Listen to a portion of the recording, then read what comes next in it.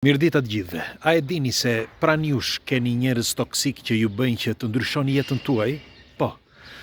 E ata doni ju apo nuk doni e ndryshojnë jetën tuaj personale, tuajën, pa e kuptuar ju. Dhe tani po ju tregoj një nga këto histori, ka me qindra, me mira, me miliona. Por unë një do t'ju tregoj të një shqiptarit suksesshëm këtu në Itali. Ndiqeni me kujdes. Si gjithmonë, kush është rastësisht dhe nuk e ka bërë dhe bëjni like faqes dhe videos të shihemi sërish, dhe faleminderit që jemi përbashkë. Po ja u tregoj këtë, ndoshta dikush mund ta marri dhe seriozisht dhe të korrigjoj rrugën e tij, sepse njerëzit toksik është e pa diskutueshme që ju ndryshojnë jetën juve personalisht.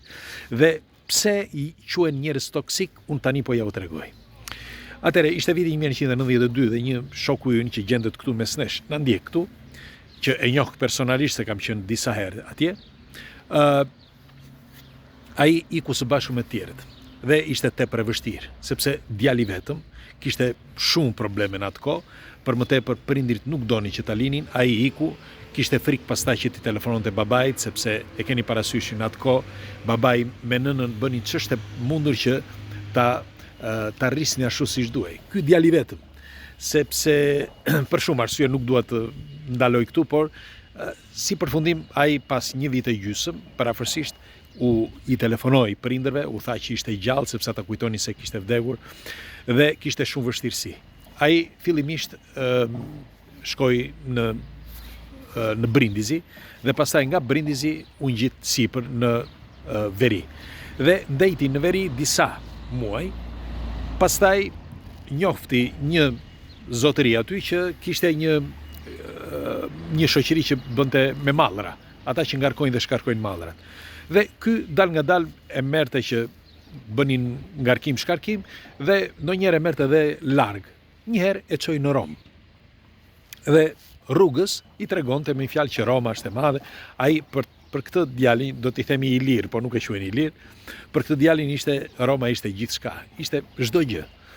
Kur mbrita thot ai në Rom, kur më tha, mbrita në Rom, tha, mu bëshën syt me lot, sepse sa po pash Romën, tha, kujtova, tha, e mendoja ndryshe, tha. Por ishte gjigande, madhështore.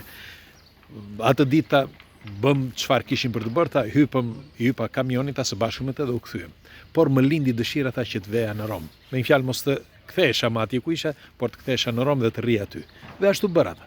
Pas një farë kohe, bëra ca para që i mbajta dhe gjeta një nga këta që bëra shoqëri, nga këta që punoja, aty ku punoja, italian ky, dhe shkuam, tha, bashkë me një shokun tim, një shqiptar, sepse njiheshin prej kohësh me një shqiptar.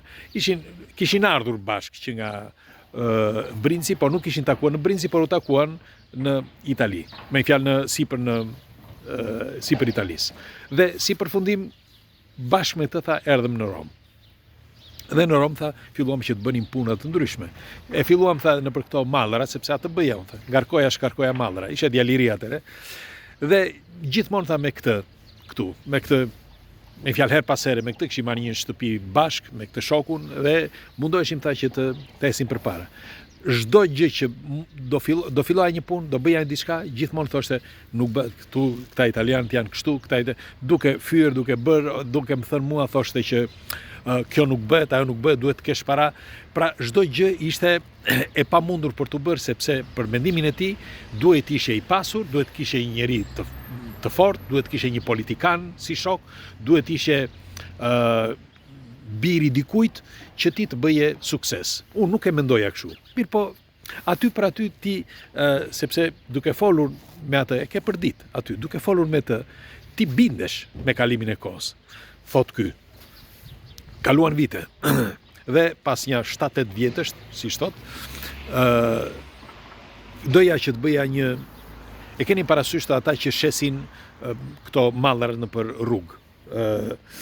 Jo libra gjëra kështu në për rrugët e Romës. Dhe kisha folur me njërin dhe i thash, shiko, në qoftë se është e mundur të vëj një bankarel këtu dhe të filloj që të shes. Dhe ky i thot, flasim, thot, do flasim me shefin, thot, që ka këtë zonën këtu, thot, që të shikojmë, thot, sa në qoftë se mund të bësh, thot. Me fjalë, mendimi im ishte të thosh që të bëja komerc, treg, sepse me punë krau nuk ja dilje dot. Mirë po sa herë që edhe kësaj radhe tha, jo nuk e bën dot, jo lere se kjo është kështu, jo do bëjmë këtë, do bëjmë atë, sikur t'ishte ai tha që drejtonte jetën time. Dhe kështu ndodhi tha, që unë atë nuk munda ta bëja, dhe për më tepër tha, mu krijuan probleme edhe me atë që njifja. Pra që të bëja këtë punë, që të shisja aty, të kisha një vend ku mund të shisja. Dhe mbaroi edhe kjo tha. Doli një punë tjetër, në një kështu fast food. Pra aty filloi çdo gjë.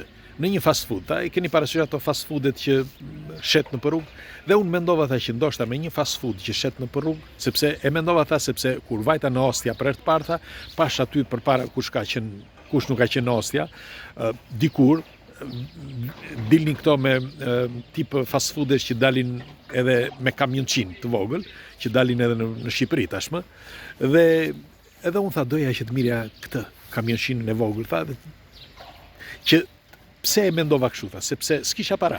Unë tha të flija brenda, me një fjalë, në momentin që e mbyllja, do flija brenda e kisha aty tha, dhe ditën tjetër e hapja, kështu që e kisha edhe shtëpi edhe punë. Dhe ishte një ide tha brillante, dhe nuk besoja tha që mund të më trajtonte kjo si punë. Dhe unë mundova tha që normal që i thash atij tha, dhe që ta bënim bashkë. Edhe kësaj radhe tha, bëm fjalë andaj këtej, dhe si përfundim tha, nuk bëhet, më bindi edhe kësaj radhe tha, dhe unë nuk bëra asgjë. Kaluan edhe 3 vite të tjera, mirë po një vit më vonë që kishin filluar tha sepse kishte shumë pak punë në atë kohë, tha, nuk na jepnin punë ne në ngarkim shkarkim, sepse duhet kishe nëse unë do të kisha një shoqëri timen, tha, nuk do m'jepnin punë, kështu që ne bënim tha punën në emër të dikujt, pra ishim dora e dytë. Dhe aty tha bëm fjalë, u zum me një tjetër për një punë që donim të hapnim prap, me fjalë gjithmonë ngarkim shkarkim, dhe si përfundim tha e bëm fjalë tha dhe nuk flisnim. Por jetonim në një shtëpi tha, të vetme, me fjalë të dy bashkë. Herë pas here tha ky sillte ndonjërin aty tha, në një kështu që njihte, unë tha kisha një shoqen time që italiane, por nuk e kisha sjell asnjëherë aty tha. Si përfundim tha, u ndava dhe nga ajo, lash me fjalë edhe këtë shtëpi tha dhe mora një shtëpi tjetër. Nga momenti që mora shtëpin tjetër tha dhe fillova që të rija vesh, ishte një dhomë tha fillimisht, nga aty tha filloi që më ndryshoi jeta. Ndryshoi totalisht. Sepse nga ai moment unë fillova tha që pash që kurseja lek. Nuk e kuptoj pse më përpara nuk mundja të kurseja, sepse bënim spezën bashk, gatuanim bashk, bënim çdo gjë bashk, edhe shpenzime edhe kur dilnim pinim ndonjë gjë bashk, dhe nuk e kuptoj tha si ishte mundur tha që unë kur isha vetëm filloja që të kurseja. Dhe çfarë bëra? E mendova tha që të kthehesha edhe një herë tek ajo që kisha ndërmend më përpara, sepse nuk ja dilja dot tha. Të merrja një shtëpi të madhe dhe rria në një dhomë tha nuk më dilte. Kishte edhe njerëz të tjerë aty dhe thash tha do marr atë kamionçinon që të bëja atë fast foodin. Dhe kështu bëri. Mori kamionçinon dhe bëri fast foodin e parë që dhe e çoi në Ostia fillimisht. Aty dal nga dal filloi që të bënte një jetë tjetër, ndryshoi totalisht. Merreni me mend, brenda një viti e gjysmë, ai mundi që të bënte edhe një kamionçino tjetër. Dhe kur bëri kamionçinon e dytë, dikush i kërkoi me fjalë që t'i blinte një kamionçinon. Ai mendoi diçka, një gjë akoma më dëzgjuar. I shiti të dy kamionçinot dhe me gjithë licencën që kishte dhe shkoi që të mirte një licencë për ristoratore, për restorant. Dhe kështu bëri, mori licencë për restorant, kushtonte shumë, kështu që në krye të 3-4 viteve, arriti që ta merrte, dhe bëri diçka, mori një restorant, një vend, që nuk ishte restorant, por mori një restorant, e adoptoi si restorant, në qendër të Romës. Dhe nga aty ndryshoi jeta e tij totalisht. Merreni me mend, ai vetëm qiraja, po ju them, kushton nga 50 deri në 70.000 euro. Vetëm qiraja. Pastaj merreni mend si çfarë fitimesh kolosale. Dhe sot ka marrë një restorant tjetër, por ka në qendër, nuk diskutohet. Dhe ka marrë një restorant tjetër dhe një tjetër akoma që e menaxhon është aksionjer tek tjetri. Merreni me mend që sot ky zotëria, ky shqiptari që po ju them, ka një pasuri gjithsej po flasë, rreth 20 milion për afërsisht, rreth 20 milion, një pasuri, pastaj normal që duhet parë, nëse ai e shet sot për shembull të gjithë pasurinë, mund të marrë atë 18-20 milion. Pse po e them këtë? Sepse gjithsekush është i prirur të bëj diçka. Ne kemi lindur të tillë, kemi lindur që të jemi kush artist, kush treg, kush profesor etj. Dhe secili ka lindur i tillë. Por nëse ke shumë njerëz që të gjithë i kanë, nëse ke një njeri pranë që janë këta njerëzit toksik, ta bëjnë jetën skëter, largojeni sepse i ka secili prej nesh, kush më shumë dhe kush më pak.